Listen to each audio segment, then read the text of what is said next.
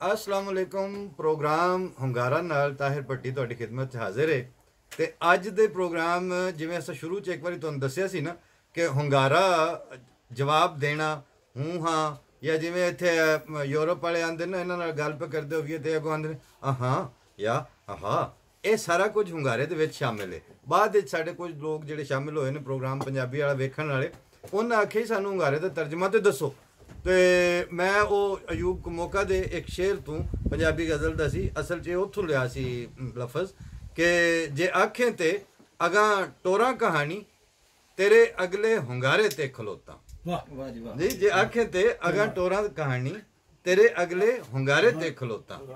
ਔਰ ਜੇ ਅੱਖ ਝਿਮਕੀ ਤੇ ਡਿਗਣਾ ਵਾਂਗ ਅਥਰੂ, ਜੇ ਅੱਖ ਝਮਕੀ ਤੇ ਡਿਗਣਾ ਵਾਂਗ ਅਥਰੂ ਮੈਂ ਪਲਕਾਂ ਦੇ ਚੁਬਾਰੇ ਤੇ ਖਲੋਤਾ। ਜੀ ਅੱਜ ਸਾਡਾ ਪ੍ਰੋਗਰਾਮ ਬਿਲ ਫੇਲ ਵੀ ਹੁੰਗਾਰਾ ਹੈ। ਉਹਦੀ ਵਜ੍ਹਾ ਇਹ ਹੈ ਕਿ ਅੱਗੋਂ ਪਰਤਾ ਦੇਣ ਵਾਲੇ ਸਾਡੇ ਨਾਲ ਦੋਸਤ ਮੌਜੂਦ ਨੇ। ਅਸੀਂ ਅੱਜ ਜਿਹੜਾ ਸਟੂਡੀਓ ਦੇ ਵਿੱਚ ਬਹਿ ਕੇ ਥੱਕ ਗਏ ਸਾਂ ਤੇ ਇਹ ਆਪਣਾ ਅਦਨਾਨ ਸਾਹਿਬ ਜਾਂ ਨਾਮ ਉਹਨਾਂ ਦਾ ਕੁੱਕੂ ਭਾਈ ਮਸ਼ਹੂਰ ਕੀਤਾ, ਅਸਾਂ ਅਸਲ ਨਾਮ ਦੱਸਣਾ ਵੀ ਕੋਈ ਨਹੀਂ, ਉਂਝ ਹੀ ਚੱਲਣ ਦੇਣਾ। ਇਹ ਹੁਣ ਵੇਖੋ 50 ਸਾਲ ਦੇ ਹੋ ਗਏ ਨੇ ਤਾਂ ਮੈਂ ਹਾਲੇ ਤੱਕ ਵੀ ਜ਼ਿਆਦਾ ਤੋਂ ਜ਼ਿਆਦਾ ਇਹਨਾਂ ਨੂੰ बबलू साहब आख सकिया, लेकिन आख्या बबलू ये मैंने अजे तक कोई नहीं पता इन्हों का असली नाम की है। इस तरह एक और दोस्त बैठे ने जिन्हों का नाम ही कोई नहीं पता, सिर्फ वो hunगारा ही दी होंगे। लेकिन गल ये कि जिवें आंदे ना कि अपना गल्लां दा ते मझां दा देश कोई नहीं हुंदा।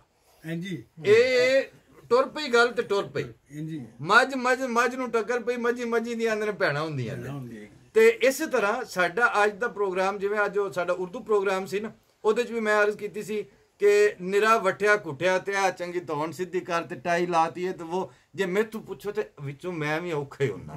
ਉਹਦੀ ਵਜ੍ਹਾ ਇਹ ਵੇ ਕਿ ਮਤਲਬ ਇਹਨਾਂ ਇਨਸਾਨ ਦੇ ਕੋਲੋਂ ਆਪਣੇ ਆਪ ਦੇ ਉੱਤੇ ਚੀਜ਼ਾਂ ਤਾਰੀ ਕਰਕੇ ਰਿਹਾ ਨਹੀਂ ਜਾਂਦਾ। ਹੁਣ ਜਿਹੜੀ ਗੱਲ ਮੈਂ ਤੁਹਾਡੇ ਵਾਸਤੇ ਇਸ ਵਾਰੀ ਕੱਢ ਕੇ ਰੱਖੀ ਸੀ ਨਾ, ਉਹ ਇਹ ਵੇ ਕਿ ਜਿਹੜਾ ਪਾਉਂਦਾ ਇੱਥੇ ਖਾਸ ਤੌਰ 'ਤੇ ਅਗਰ ਫਰੈਂਕਫਰਟ ਤੋਂ ਕੋਈ 400-600 ਮੀਲ ਕਿਸੇ ਪਾਸੇ ਟੁਰ ਜਾਈਏ ਨਾ, ਜਿੱਥੇ ਜਾ ਕੇ ਹੁਣ ਜਿਵੇਂ ਅਸੀਂ ਅੱਜ ਮਿਊਨਚਨ ਆਏ ਹਾਂ, ਮਿਊਨਖ ਨੂੰ ਆਉਂਦੇ ਨੇ ਤਾਰਫ ਦੇ ਤੌਰ 'ਤੇ ਅਰਜ਼ ਕਰਦੇ ਹਾਂ ਕਿ ਇਹ ਬਾਇਰਨ ਸੂਬਾ ਹੈ।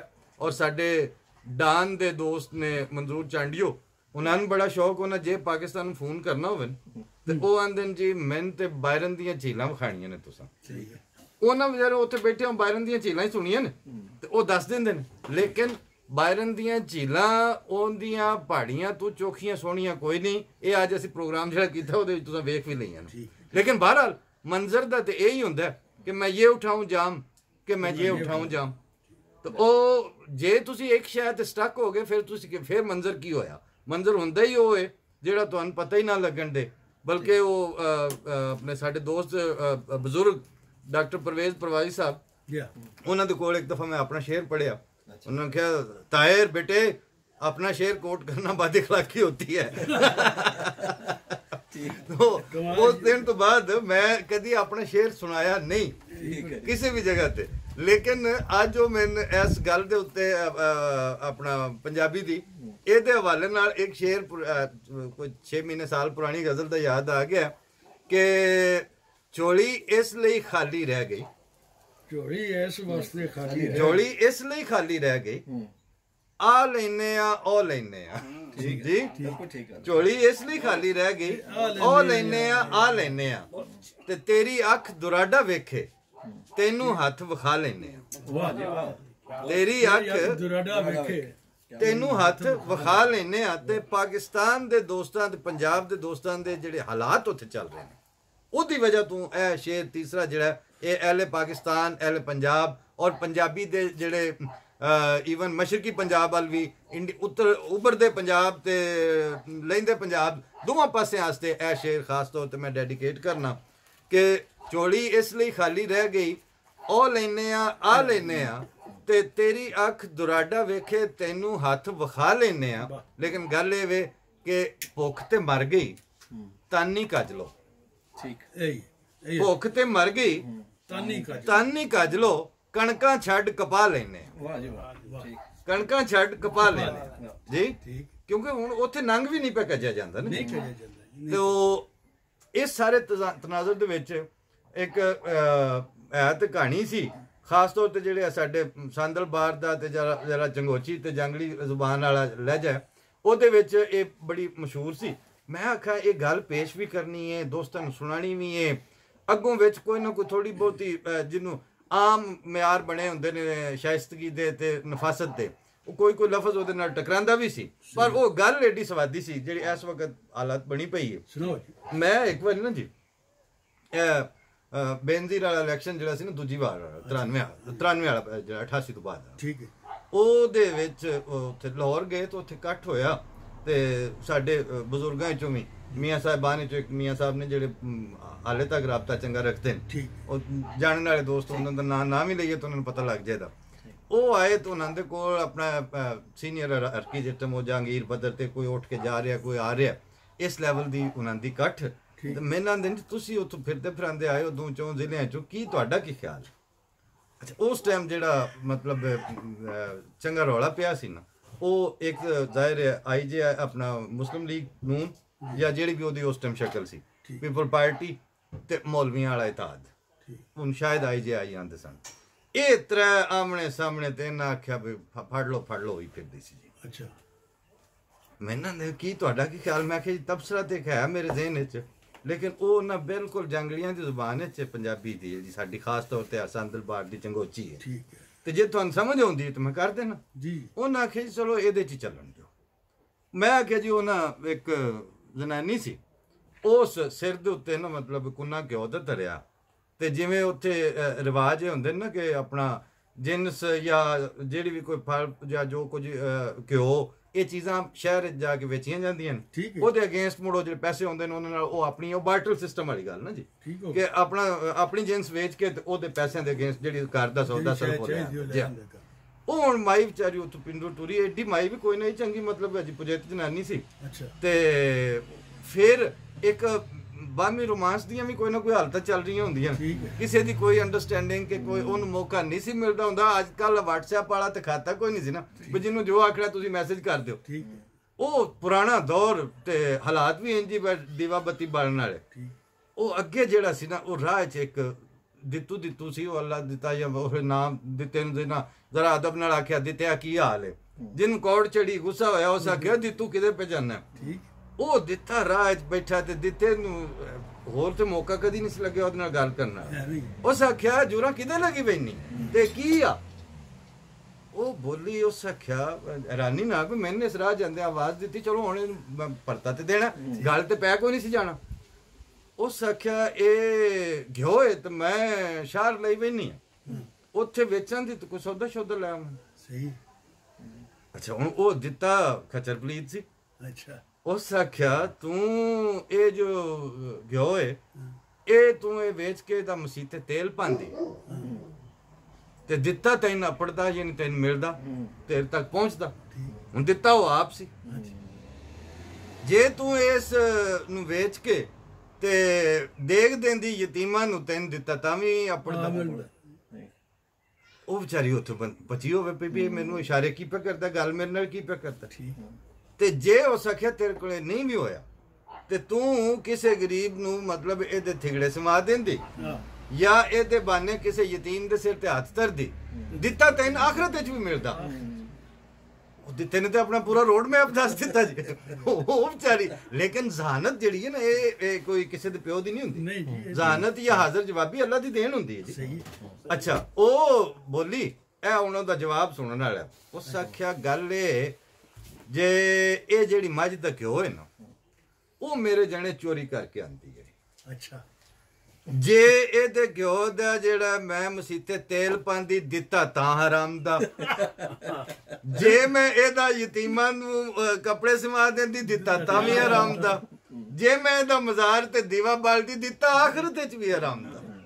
ਦਿੱਤਾ ਤਰਾਵੇਂ ਸੂਰਤਾਂ ਚ ਹਰਾਮ ਦਾ। ਮੈਂ ਆਖਿਆ ਜਨਾਬ ਮੀਆਂ ਸਾਹਿਬ ਗੱਲ ਇਹ ਵੇ ਜਿਹੜੀ ਪਾਕਿਸਤਾਨ ਚ ਇਸ ਵਕਤ ਸੂਰਤ ਬਣੀ ਪਈ ਹੈ ਨਾ, ਇਹਦੇ ਤੁਸੀਂ ਜੋ ਮਰਜ਼ੀ ਕਰ ਲਓ, ਫਿਲਹਾਲ ਚੂੰਕਿ ਮੌਲਵੀ ਵਾਲੀ ਬਦਨੀਤੀ ਤੁਸਾਂ ਵਿੱਚੋਂ ਕੱਢਣੀ ਕੋਈ ਨਹੀਂ, ਜਿਹਨੂੰ ਪਰਵੇਜ਼ ਮੁਸ਼ਰਫ ਆਂਦਾ ਸੀ ਨਾ ਈਵਲ ਨੈਕਸਸ, ਠੀਕ ਹੈ, ਯਾਨੀ ਬਦਤਰੀਨ ਗੰਦਾ ਗੱਠ ਜੋੜ, ਉਹ ਈਵਲ ਨੈਕਸਸ ਤੁਸਾਂ ਤੋੜਨਾ ਕੋਈ ਨਹੀਂ। ਤੁਹਾਡੇ ਸਿਆਸਤਦਾਨ ਵੀ ਇਹਨੂੰ ਆਖਣਾ ਤੂੰ ਸਾਡਾ ਮਾਮਾ ਬਣ ਜਾ, MMA ਬਣਾ ਲਓ, ਜਿਹੜਾ ਵੀ ਹੈ ਇਹਨਾਂ ਤੁਹਾਡੇ ਮਤਲਬ ਸੱਜਿਆਂ ਵੀ, ਰਾਈਟ ਵਿੰਗ ਵੀ, ਖੱਬਿਆਂ ਵੀ, ਲੈਫਟਿਸਟ ਵੀ, ਸਾਰਿਆਂ ਨੇ ਇਹਨਾਂ ਨੇ ਇਹ ਆਖਣਾ ਕਿ ਜਦੋਂ ਤੱਕ ਇਹ ਖਾਤਾ ਇੰਜ ਰਹਿਣਾ, ਬਿਊਰੋਕ੍ਰੇਸੀ ਜਿਹੜੀ ਹੈ ਉਸ ਇਹਨਾਂ ਦਾ ਮੂੰਹ ਵੇਂਦੇ ਰਹਿਣਾ, ਸਾਰਿਆਂ ਰਲ ਕੇ ਆਖਣਾ ਜੀ ਸਾਡੀ ਐਸਟੈਬਲਿਸ਼ਮੈਂਟ ਆ। ਸਾਡੇ ਹੁਣ ਜਿਹੜੇ ਇਸ ਵਕਤ ਡੇਰਿਆਂ ਤੇ ਬੈਠੇ ਨੂੰ ਕਾੜਿਓ ਫੋਨ ਆਉਂਦੇ ਨੇ ਜਾਂ ਸਾਈਵਾਲ ਤੋਂ ਜਾਂ ਮਤਲਬ ਦੂਰ ਦੂਰ ਦੇ ਪਿੰਡਾਂ ਚੋਂ, ਉਹਨਾਂ ਨੂੰ ਦਸੀਏ ਇਹ ਕੀ ਕਰਦੇ ਨੇ, ਇਹ ਫੌਜੀਆਂ ਦਾ ਨਾਂ ਨਹੀਂ ਲੈਂਦੇ, ਉਹਨਾਂ ਨੂੰ ਆਂਦੇ ਨੇ ਐਸਟੈਬਲਿਸ਼ਮੈਂਟ। ਮੈਨੂੰ ਕਿਸੇ ਪੁੱਛਿਆ, ਮੈਂ ਕਿ ਯਾਰ ਐਸਟੈਬਲਿਸ਼ਮੈਂਟ ਏਡੀ ਕੋਠੇ ਤੇ ਗਾਂ ਚੜਨ ਵਾਲੀ ਦੀ ਗੱਲ ਕੋਈ ਨਹੀਂ। ਬਈ ਪਾਲੂ ਤੂੰ ਮੈਨੂੰ ਦੱਸੋ, ਇਹ ਮੁੱਲ ਲਿਆਂਦੇ ਜੇ ਬਾਹਰੋਂ ਅਫਗਾਨਿਸਤਾਨ ਚੋਂ ਆਂਦੇ ਜੇ, ਇਹ ਕਿੱਥੋਂ ਆਂਦੇ ਜੇ? ਫੌਜੀ ਸਾਰੇ ਆਪ ਹੀ ਭਰਤੀ ਕਰਾਏ ਨਾ, ਉੱਥੇ ਟੈਸਟ ਹੁੰਦੇ ਨੇ, ਸਾਰਾ ਕੁਝ। ਹੋਇਆ ਕੀ ਹੈ ਕਿ ਉਹਨਾਂ ਨੇ ਇੱਕ ਆਦਤ ਤੁਸੀਂ ਕਦੀ ਵੇਖੀ ਹੋਵੇਗੀ ਕਿ ਅਗਰ ਫੌਜ ਨੇ ਕਿਤੇ ਜਾ ਕੇ ਥੋੜਾ ਜਿਹਾ ਵੀ ਕੈਂਪ ਲਾਣਾ ਹੋਵੇ, ਉਹ ਉਹਨਾਂ ਦੇ ਕੋਲ ਹੋਰ ਕੋਈ ਇੰਤਜ਼ਾਮ ਨਾ ਹੋਵੇ, ਤਾਂ ਇੱਟਾਂ ਨੂੰ ਇੰਜ ਕਰਕੇ ਜੋੜ ਕੇ ਤੇ ਉਹਦੇ ਉੱਤੇ ਚਿੱਟਾ ਚੂਨਾ ਫੇਰ ਕੇ ਉਹ ਇੱਕ ਪੂਰੀ ਪਹਿਲਾਂ ਕਲੋਨੀ ਐਸਟੈਬਲਿਸ਼ ਕਰਦੇ ਨੇ, ਫਿਰ ਉੱਥੇ ਬਹਿੰਦੇ। ਬਿਲਕੁਲ ਭਾਈ, ਜਿਹੜੇ ਆਪਣਾ ਸਿਸਟਮ ਬਣਾ ਕੇ ਆਪਣੀ ਬਾਲ ਕੇ ਬਹਿਣ ਵਾਲੇ ਨੇ ਉਹ ਐਸਟੈਬਲਿਸ਼ ਕਰਦੇ ਨੇ, ਤੁਸੀਂ ਉਹਨਾਂ ਨੂੰ ਐਸਟੈਬਲਿਸ਼ਮੈਂਟ ਆਂਦੇ ਹੋ। ਤੁਸੀਂ ਜੱਜ ਵੀ ਆਪਣੇ ਆਪ ਨੂੰ ਐਸਟੈਬਲਿਸ਼ ਕਰ ਲਓ, ਤੁਹਾਡਾ ਦਿਲ, ਤੁਸੀਂ ਪੁਲਿਸ ਵਾਲੇ ਵੀ ਆਪਣੀਆਂ ਕਲੋਨੀਆਂ ਬਣਾਓ, ਤੁਹਾਡਾ ਦਿਲ ਕਰਦਾ ਤੁਸੀਂ ਆਪਣੇ ਪੁਲਿਸ ਕਾਲਜ ਬਣਾ ਲਓ, ਤੁਸੀਂ ਆਪਣਾ ਜਿਹੜੇ ਤੁਹਾਡੇ ਕਸਟਮ ਵਾਲੇ ਨੇ ਉਹ ਆਪਣਾ ਸਕੂਲਾਂ ਦੀ ਚੇਨ ਬਣਾ ਲੈਣ, ਕਿਸੇ ਮਨਾ ਕੀਤਾ? ਮਤਲਬ ਇਹ ਆਪਣਾ ਹੈ ਤੇ ਪੰਜਾਬੀ ਦੀ ਮਿਸਾਲ ਹੈ, ਅੱਜ ਇਕੱਠੀਆਂ ਸਾਰੀਆਂ ਹੋ ਗਈਆਂ ਨੇ। ਉਹ ਬੁੱਢਾ ਇੱਕ ਉਹਨੂੰ ਕੌੜ ਚੜੀ, ਉਹ ਸਾਡਾ ਉਹਦਾ ਛੋਰ ਜਿਹੜਾ ਸੀ ਨਾ, ਉਹ ਜਿਹੜਾ ਜੰਮਿਆ ਉਹਨਾਂ ਉਹ ਪਤਲਾ ਜੱਟਾਂ ਦਾ, ਉਹਨੂੰ ਖਾਂਦਾ ਪੀਂਦਾ ਵੀ ਨਹੀਂ, ਸੋਕੇ ਦੀ ਬਿਮਾਰੀ ਆਮ ਹੁੰਦੀ ਹੈ। ਉਹਨਾਂ ਆਖਣਾ ਇਹਨੂੰ ਜਿਹੜਾ ਨਾ ਜੱਲੇ ਨਾਈ ਸੁਣਤੀ ਪਾਇਆ ਤੇ ਉਹ ਵੱਢ ਕੇ ਪਤਲਾ ਕਰ ਛੜਿਆ ਸੀ। ਅੱਛਾ, ਉਹਨਾਂ ਆਖਿਆ ਭਾਈ ਇੰਜ ਨਾ ਕਰੋ, ਜੰਮਣੇ ਆਪ ਪਤਲੇ ਨਾ ਨਾਈਆਂ ਦਾ ਬਦਨਾਮ ਕਰਨਾ ਤੁਸੀਂ, ਕਿ ਇਹ ਜਾਂ ਤੇ ਕੋਈ ਮਤਲਬ ਹੈ ਕਿ ਮੇਰਾ ਕਸੂਰ ਕੋਈ ਨਹੀਂ ਹੁੰਦਾ। ਕਹਾਣੀ ਇਹ ਵੇ ਕਿ ਅਸੀਂ ਇੱਥੇ ਬਹਿ ਕੇ ਬੜੇ ਦੁੱਖ ਨਾਲ, ਬੜੀ ਤਕਲੀਫ ਨਾਲ ਗੱਲ ਤੇ ਹੁੰਦੀ ਹੈ ਕਿ ਇੱਥੋਂ ਜਿਹਦੇ ਹਾਲੀ ਸਟੇਕ ਪਾਕਿਸਤਾਨ 'ਚ ਨੇ। ਅੱਜ ਮੈਂ ਅਦਨਾਨ ਨੂੰ ਦਾਨੀ ਨੂੰ ਪਿਆਨ ਦੱਸਾਂ ਕਿ ਯਾਰ ਵੇਖੋ ਉੱਥੇ ਕੀ ਹੋ ਰਿਹਾ। ਉੱਥੇ ਆਂਦੇ ਨੇ ਕਿ ਜਿਸ ਵੇਲੇ ਬੰਦਾ ਬੜਾ ਪੜ੍ਹ ਲਿਖ ਜਾਏ ਨਾ, ਉਸ ਵੇਲੇ ਆਂਦੇ ਨੇ ਇਹਨੂੰ ਹੁਣ ਇਹਨੂੰ ਮਜ਼ਹਬ ਦੀ ਕੋਈ ਲੋੜ ਹੈ, ਐਸਟੈਬਲਿਸ਼ ਹੋ ਗਿਆ। ਅੱਛਾ, ਉਹਦੇ ਕੋਲ ਪੈਸੇ ਰਾਜ ਨੇ, ਉਹਦੇ ਬਿਜ਼ਨਸ ਚੱਲਦੇ ਨੇ, ਇਸ ਮਜ਼ਹਬ ਕੀ ਕਰ। ਅੱਛਾ, ਦੂਜੀ ਕਿਸਮ ਹੈ ਜਿਹੜਾ ਬਾਕੀ ਬਾਹਰ ਦੇ ਮੁਲਕਾਂ 'ਚ ਉਹਨਾਂ ਨੂੰ ਪਾਸਪੋਰਟ ਮਿਲ ਗਏ, ਨੈਸ਼ਨੈਲਿਟੀਆਂ ਮਿਲ ਗਈਆਂ, ਉਹਨਾਂ ਨੂੰ ਆਂਦੇ ਨੇ ਇਹਨੂੰ ਹੁਣ ਏਡੀ ਵਤਨ ਦੀ ਵੀ ਕਿਹੜੀ ਲੋੜ ਹੈ, ਇਹ ਸਾਰੀ ਦੁਨੀਆ ਹੀ ਇਹਦਾ ਵਤਨ ਹੈ। ਮੈਂ ਆਖਿਆ ਵੇਖੋ ਯਾਰ 13ਵਾਂ ਤਾਲ ਕੁਕੂ ਭਾਈ, ਵੇਖੋ ਕਿ ਇਹ ਜਿਹੜੇ ਮਤਲਬ ਚੌਲ ਬਹੁਤੇ ਅਹਿਮਦੀ ਖਾ ਬੈਠੇ ਨਾ, ਗੱਲ ਗੱਲ ਤੇ ਇਹਨਾਂ ਨੂੰ ਗੱਦਾਰ ਵੀ ਆਖਣਾ ਤੇ ਇਹਨਾਂ ਨੂੰ ਇਸਲਾਮ ਦਾ ਵੀ ਆਖਣਾ, ਕਾਫਰ ਵੀ ਆਖਣਾ।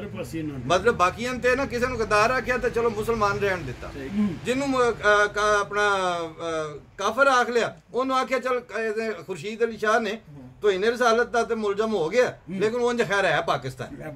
जेड़े आंधी वाल टुरदे ने उन्होंने आंदे ने नाले गद्दार ने नाले काफर ने, यानी मतलब कि एक थां ते पहली सुपरलेटिव डिग्री तो पहले इन्हां दी तसल्ली नहीं, लेकिन वो वेखो कि सारे मुल्कां चों सैटल भी ने, लेकिन उन्होंने दी फिर सोच है मेरी तो आज मेरा ख्याल असीं कोई 2000 किलोमीटर अगर आउन जान सफर कर भी लईए ਉਹਦੇ ਵਿੱਚ ਹਾਲੇ ਤੱਕ ਤੇ ਕੋਈ ਨਹੀਂ ਟੱਕਰਿਆ ਜਿਹੜਾ ਜਿਹਦੀ ਸੋਚ ਹਾਲੇ ਪਾਕਿਸਤਾਨ ਨਾ ਹੋਵੇ। ਤੁਸੀਂ ਵੀ ਹੁਣੇ ਦੱਸਦੇ ਸੋ ਜੀ ਮੈਂ ਲਾਹੌਰ ਫਲਾਣਾ ਇੰਜ ਪੈਂਦਾ ਸੀ, ਫਲਾਣਾ ਇੰਜ ਪੈਂਦਾ ਸੀ। ਜਦੋਂ ਇਹਨਾਂ ਦੇ ਸਾਰੀ ਦੁਨੀਆ ਦੇ ਪਾਸਪੋਰਟ ਮੁਲਕਾਂ ਦੇ ਹੋ ਰੱਖ ਕੇ ਵੀ ਇਹਨਾਂ ਦੇ ਸਟੇਕਸ ਪਾਕਿਸਤਾਨ 'ਚ ਨੇ, ਬਿਲਕੁਲ ਪੈਸੇ ਵੱਲੋਂ ਰਿਜ਼ਕ ਵੱਲੋਂ ਐਸਟੈਬਲਿਸ਼ ਕਰਨਾ ਚੀਜ਼ਾਂ, ਹਸਪਤਾਲ, ਇਦਾਰੇ, ਸਕੂਲ, ਇਹ ਚੀਜ਼ਾਂ ਬਣਾ ਕੇ ਵੀ ਮੰਗਣਾ ਵੀ ਨਹੀਂ ਕਿਸੇ ਕੋਲੋਂ ਤੇ ਆਖਣਾ ਯਾਰ ਫਲਾਣੇ ਦਾ ਵੀ ਭਲਾ ਹੋ ਜਾਏ। ਬਿਲਕੁਲ ਇਹ ਦੋ ਤਿੰਨ ਸੋਚਾਂ ਰੱਖਣ ਵਾਲੇ ਬੰਦੇ ਉਹਨਾਂ ਨੂੰ ਮੂੰਹ ਭਰ ਕੇ ਕਾਫਰ ਆਖ ਦੇਣਾ, ਉਹਨਾਂ ਨੂੰ ਗਦਾਰੇ ਵਤਨ ਆਖ ਦੇਣਾ ਹੈ ਤੇ ਅੱਠਾਂ ਸੱਡਿਆਂ ਦਾ ਸੁਹਾਗਾ ਜੋਣ ਵਾਲੀ ਗੱਲ ਹੈ ਨਾ। ਬਿਲਕੁਲ ਜੀ 16 ਲੇਕਿਨ ਇਹਦੇ ਤੇ ਇਸ ਵਾਸਤੇ ਰੋਕ ਨਹੀਂ ਸਕਦੇ ਅਸੀਂ। ਗੱਲ ਉਧਰੋਂ ਟੋਰੀ ਸੀ ਕਿ ਭਾਈ ਇਹ ਜੇ ਦਿੱਤਾ ਰਮਦਾ ਹੋਇਆ ਫਿਰਦਾ ਹਰ ਪਾਸੋਂ, ਅਗਰ ਇਹਨੂੰ ਵਾਪਸ ਲਿਆਉਣਾ ਇਹਦਾ ਇੱਕੋ ਹੀ ਤਰੀਕਾ ਹੈ ਕਿ ਜਿਹੜਾ ਜਿਹਦੇ ਜ਼ਿੰਮੇ ਕੰਮ ਹੈ ਉਹਨੂੰ ਉਹਦੇ ਕੰਮ ਦੇ ਹਵਾਲੇ ਨਾਲ ਪੁੱਛਿਆ ਜਾਏ। ਸਿਆਸਤਦਾਨ ਕੋਲੋਂ ਇਹ ਹਲਫ ਲੈਣ ਦੀ ਜ਼ਰੂਰਤ ਨਹੀਂ ਕਿ ਭਾਈ ਤੂੰ ਦੱਸ ਤੂੰ ਕਿੱਡਾ ਕੁ ਕਾਇਲ ਹੈ, ਕਿਹੜੇ ਮਜ਼ਾਰ ਤੇ ਤੂੰ ਸਜਦੇ ਕੀਤੇ ਸਨ, ਕੰਮ ਹੀ ਨਹੀਂ ਹੁੰਦਾ ਉਹਦਾ, ਇਹ ਕੰਮ ਕੋਈ। ਉਸ ਦੇ ਬਾਅਦ ਜਿਹੜਾ ਤੁਹਾਡਾ ਸਾਇੰਸਦਾਨ ਹੈ ਉਹਨੂੰ ਇਹ ਨਾ ਪੁੱਛੋ ਕਿ ਤੇਰਾ ਮਜ਼ਹਬ ਕੀ। ਡਾਕਟਰ ਪਰਵੇਜ਼ ਹੂਦ ਭਾਈ ਦੇ ਪਿੱਛੇ ਮਤਲਬ ਡੰਡਾ ਲੈ ਕੇ ਲੱਗ ਜਾਣਾ ਕਿ ਜੀ ਇਹ ਖੁਦਾ ਨੂੰ ਨਹੀਂ ਮੰਨਦਾ ਜੀ, ਰਸੂਲ ਨਹੀਂ ਮੰਨਦਾ, ਸਾਡੀ ਨਸਲਾਂ ਗੁੰਮਰਾਹ ਪਿਆ ਕਰਦਾ। ਉਹ ਬੰਦੇ ਦੇ ਪੁੱਤੋ ਤੁਸੀਂ ਇਹ ਤੇ ਵੇਖੋ ਤੁਹਾਨੂੰ ਫਿਜ਼ਿਕਸ ਠੀਕ ਪੜ੍ਹਾਉਂਦੇ ਨੇ, ਉਹਦਾ ਕੰਮ ਹੀ ਉਹ ਸੀ। ਡੱਗੇ ਦਾ ਕੰਮ ਹੈ ਕਿ ਉਹ ਹਲ ਚੰਗੇ ਵਾਹ ਲੈਂਦਾ ਕਿ ਨਹੀਂ। ਉਹ ਜਾਂਦੇ ਜਾਂਦੇ ਮੈਨੂੰ ਗੱਲ ਯਾਦ ਆਈ ਗੁਜਰਾਂ ਵਾਲੇ ਦੇ ਨਾਲ ਵਿੱਚੋਂ ਜਿਹੜੇ ਨਾ ਆਪਣਾ ਹਫਸਾਬਾਦ, ਇਧਰੋਂ ਮੰਡੀ ਬਹਾਉਦੀਨ, ਇਧਰੋਂ ਇਹ ਸਾਡਾ ਖਾਨਕਾ ਡੋਗਰਾਂ ਤੱਕ ਇਹ ਜਿਹੜੀਆਂ ਚੂਕਾਂ ਨੇ ਨਾ ਟਰਾਈਐਂਗਲ, ਇਹਨਾਂ ਦੇ ਵਿੱਚ ਤਕਰੀਬਨ ਜ਼ੁਬਾਨ ਦਾ ਵੀ ਲਵੋ ਲੈ ਜਾਏ ਕਿ ਬੰਦਿਆਂ ਉਦੋਂ ਦੀ ਜਾਨਵਰ ਲੈਣੇ, ਟੱਗਾ ਵੱਛਾ ਗਾਂ ਮੱਝ ਲੈਣ ਇਹ 30-40 ਮੀਲਾਂ ਟੁਰ ਜਾਂਦੇ ਹੁੰਦੇ ਸਨ। ਉਹ ਸਾਡੇ ਬਜ਼ੁਰਗਾਂ ਦਾ ਮਸ਼ਹੂਰ ਹੈ, ਉਹ ਕਿਤੇ ਗਏ ਤਾਂ ਉੱਥੋਂ ਗਾਂ ਇੱਕ ਉਹਨਾਂ ਨੂੰ ਪਸੰਦ ਸੀ। ਉਸ ਜ਼ਮਾਨੇ 'ਚ ਨਾ ਉਹਨਾਂ ਜਾ ਕੇ ਆਖਿਆ ਗਾਂ ਵਾਸਤੇ ਮੈਂ ਨਿਕਲਿਆ। ਅੱਛਾ ਜੀ, ਉਹਨਾਂ ਆਖਿਆ ਆਹ ਗਾਂ ਹੈ, ਇਹ ਫਲ ਵੀ ਸੱਟ ਚੜਦੀ, ਅੱਛਾ, ਵੰਗਾ ਵੀ ਤਰੋੜ ਲੈਂਦੀ, ਜਦੋਂ ਦਿਲ ਕਰੇ ਛੜ ਮਾਰ ਲੈਂਦੀ ਸੀ, ਅੱਛਾ, ਰੁਪਈਆ ਵੀ ਇਹਦਾ ਪੂਰਾ 1800 ਲੈਣਾ। ਅੱਛਾ, ਉਹਨਾਂ ਨੂੰ ਇੱਕ ਵੇਚਣ ਦਾ ਬੜਾ ਸਟਾਈਲ ਹੁੰਦਾ ਨਾ, ਕਿ ਮਤਲਬ ਕਿ ਇੱਕ ਤਰ੍ਹਾਂ ਦੀ ਰੌਨਕ ਨਾਲ ਮੇਅਰ ਆਉਣ ਦੀ ਸਾਰੀ ਗੱਲ ਸੁਣੀ। ਉਹਨਾਂ ਆਖਿਆ ਫਲ ਵੀ ਇਹ ਸੱਟ ਚੜਦੀ ਹੈ, ਦੁੱਧ ਤੋਂ ਵੀ ਭੱਜ ਜਾਂਦੀ ਟੱਪ ਜਾਂਦੀ ਹੈ, ਵੰਗਾ ਵੀ ਤਰੋੜ ਲੈਂਦੀ ਹੈ, ਫਿਰ ਇਹ ਦੱਸੋ ਵੀ ਪੁਲਾ ਚੰਗਾ ਬਣਾ ਲੈਂਦੀ ਹੈ ਜਾਂ ਸਵੈਟਰ ਚੰਗੇ ਹੋਣ ਲੈਂਦੀ ਹੈ? ਗਾਵਾਂ ਵਾਲੀ ਤੇ ਸਿਫਤ ਕੋਈ ਨਹੀਂ, ਮੈਂ 1800 ਤੁਹਾਨੂੰ ਕਹਦਾ ਦਿਆਂ। ਅਸਲ ਗੱਲ ਇਹ ਵੇ ਕਿ ਇਸ ਵਕਤ ਉਹ ਆਂਦੇ ਨੇ ਸਾਡਾ ਸਿਆਸਤਦਾਨ ਜਿਹੜਾ ਉਹ ਮਾਰਨਾ ਵੀ ਝੂਠ ਹੈ। ਸਾਡੇ ਮੌਲਵੀ ਨੇ ਜਿੱਥੇ ਦਿਲ ਕੀਤਾ ਗਲਤ ਬਿਆਨੀ ਕਰ ਜਾਣੀ ਹੈ, ਬਦਨੀਤੀ ਕਰ ਜਾਣੀ ਹੈ। ਸਾਡੇ ਅਫਸਰ ਨੇ ਜਦੋਂ ਦਿਲ ਕੀਤਾ ਤੁਹਾਨੂੰ ਆਖਣਾ ਮੈਂ ਤੇਰਾ ਮਤਲਬ ਇਹ ਜਿਹੜੇ ਤੂੰ ਦਰਖਾਸਤ ਦਿੱਤੀ ਹੈ ਇਹਦੇ ਵਾਸਤੇ ਤੂੰ ਕੁਆਲੀਫਾਈ ਕਰਨਾ, ਤੇਰਾ ਹੱਕ ਹੈ, ਪਰ ਹਾਲੇ ਮੋੜਾ ਵੀ ਹਾਲੇ ਨਹੀਂ। ਤੁਹਾਨੂੰ ਲਮਕਾਉਣ ਵਾਲਾ ਕੰਮ ਕਰਨਾ ਹੈ, ਪਟਵਾਰੀ ਨੇ ਵੀ ਉਹ ਕੰਮ ਨਹੀਂ ਕਰਨਾ ਜਿਹਦੇ ਵਾਸਤੇ ਉਹਨੂੰ ਪਾਇਆ ਗਿਆ। ਇਸ ਸਾਰੇ ਦੇ ਬਾਵਜੂਦ ਉਹਦਾ ਵਕਤ ਚੱਲਦਿਆਂ ਰਹਿਣਾ। ਸਵਾਲ ਇਹ ਵੇ खुदा दे बंदे हो किसी तरह पिछा परतो है। मैं हासे हासे गल्लां करना इस वास्ते कि वो चराता जिहड़ा ना किसी जमाने च पियाना जरूरी हुंदा सी, वो फिर वो साडियां मावां जिहड़ियां उन्हां नाल तेज मिठे वाली घोल के ना कुछ है एक गिलास च वो धरनी ते नाल चराता उन्हां आखना इहनूं संगो ला जा वेख तैनूं उत्तों शरबत मिठा दे। मैं तुहानूं आना ਇਹ ਕੌੜਾ ਚਰਾਤਾ ਇੱਕ ਵਾਰੀ ਪੀ ਜੋ ਤੁਹਾਡੇ ਫੋੜੇ ਤਾਂ ਵੱਲ ਹੋਣੇ ਨੇ। ਉੱਤੋਂ ਜਿਹੜਾ ਨਾ ਗੱਲਾਂ ਦੇ ਮਿੱਠੇਪਨ ਨਾਲ ਇਹ ਤੁਹਾਨੂੰ ਮੈਂ ਤਾਂ ਦੇਣਾ, ਹੋਰ ਮੈਨੂੰ ਕੋਈ ਸ਼ੌਕ ਨਹੀਂ ਇੰਦੀਆਂ ਕਰਨ ਦਾ। ਲੇਕਿਨ ਰੀਝ ਇਸ ਵਾਸਤੇ ਹੁੰਦੀ ਹੈ ਕਿ ਚੱਲ ਜੇ ਇਸ ਮਿੱਠੇ ਦੇ ਬਹਾਨੇ ਜੇ ਤੁਸੀਂ ਇੱਕ ਵਾਰੀ ਚਰਾਤਾ ਪੀ ਜਾਓ ਤਾਂ ਤੁਹਾਡੇ ਫੋੜੀਆਂ ਪਿੰਸੀਆਂ ਠੀਕ ਹੋ ਜਾਣ। ਕੌਮੀ ਵਜੂਦ ਸੋਹਣਾ ਤਾਂ ਹੀ ਲੱਗਦਾ ਕਿ ਉਹਦੇ ਤੇ ਸਿਹਤ ਹੋਵੇ, ਉਹਦੇ ਤੇ ਬਹਾਰ ਹੋਵੇ, ਔਰ ਬੰਦਿਆਂ ਨੂੰ ਮਿਲ ਕੇ ਰਾਜ਼ੀ ਹੋਣ, ਖੁਸ਼ ਹੋਣ। ਇਹ ਹੁਣ ਹੀ ਸਾਡੇ ਕੋਲ ਮੇਰੇ ਖਿਆਲ ਇੱਥੇ ਦੋਸਤ ਨੇ ਕੁੱਟ ਕੇ ਗਏ ਨੇ, ਆਮਦੀ ਕੋਈ ਨਹੀਂ ਸਨ, ਰਲ ਕੇ ਖਾਦਾ ਪੀਤਾ, ਅਸਾਂ ਉਹਨਾਂ ਨੂੰ ਸੀਆਫ ਕੀਤਾ। ਕਿਹੜੀ ਕੋਠੇ ਤੇ ਗਾਂ ਚੜ ਗਈ ਨਾ ਉਹਨਾਂ ਸਾਥੋਂ ਮਤਲਬ ਉਹਨਾਂ ਨੂੰ ਵੀ ਪਤਾ ਵੀ ਆਮਦੀ ਨੇ, ਸਾਨੂੰ ਵੀ ਪਤਾ ਹੈ ਆਮਦੀ ਨਹੀਂ ਨੇ, ਲੇਕਿਨ ਲਿਹਾਜ਼ ਇੱਜ਼ਤ ਨਾਲ ਮਿਲੇ ਆ ਨਾ ਇੱਕ ਦੂਜੇ। ਇੱਕ ਇਹ ਪ੍ਰਮੋਟ ਹੋ ਜਾਏ ਫਜ਼ਾ ਤੇ ਸਮਝੋ ਸਾਰਾ ਕੁਝ ਲੱਭ ਗਿਆ। ਮੇਰਾ ਖਿਆਲ ਹੈ ਅੱਜ ਗੱਲਾਂ ਟਾਈਮ ਚੌਕਾ ਹੋ ਗਿਆ। ਔਰ ਅੱਗੇ ਮੈਂ ਇੱਕ ਅੱਧੀ ਮਿਸਾਲ ਨਾਲ ਪੂਰਾ ਪ੍ਰੋਗਰਾਮ ਦੇਖ ਜਾਂਦਾ, ਅੱਜ ਇੱਕ ਪ੍ਰੋਗਰਾਮ 3-4 ਮਿਸਾਲਾਂ ਖਾ ਗਿਆ। ਉਹਦੀ ਵਜ੍ਹਾ ਇਹ ਵੇ ਕਿ ਤੁਸੀਂ 3-4 ਦੋਸਤ ਵੀ ਸੋ ਨਾਲ। ਲੋ ਜੀ, ਸਾਰੇ ਦੋਸਤਾਂ ਵੱਲੋਂ ਅਸੀਂ ਹੁਣ ਇਜਾਜ਼ਤ ਲੈਂਦੇ ਹਾਂ ਔਰ ਹੁੰਗਾਰਾ ਦੇ ਸਾਮੀਨ ਨੂੰ ਇਨਸ਼ਾਅੱਲਾ ਅਗਲੇ ਪ੍ਰੋਗਰਾਮ ਵਿੱਚ ਫਿਰ ਮੁਲਾਕਾਤ ਹੋਵੇਗੀ। ਅੱਲਾ ਹਾਫਿਜ਼, अस्सलाम वालेकुम।